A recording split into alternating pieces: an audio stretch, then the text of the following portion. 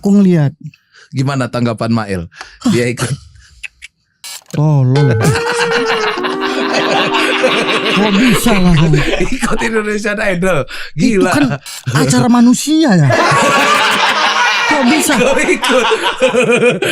Rame loh itu Jar, kau di mana-mana. Kau bisa ikut Jar. Iya. Kau emang ada rencana mau jadi penyanyi? Jadi awalnya itu aku lagi syuting tuh di Taman Kodok samping apa di Taman Kodok di Taman mana? Kodok di mana guys? di RCTI itu. emang Dekat ada situ. Taman Kodok Iya di situ? Taman Kodok, ada Taman Kodok di samping Indonesian Idol. Oke. Lagi syuting di situ kan. Syuting mancur. Oke. Iya, nah pas setelah dari situ kebetulan hari itu juga lagi ada Indonesian Idol. Diundang lah aku iseng-iseng masuk lah nyanyi-nyanyi.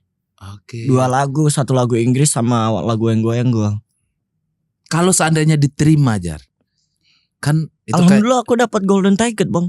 Golden ticket bukan tiket tiket. aja, tiket aja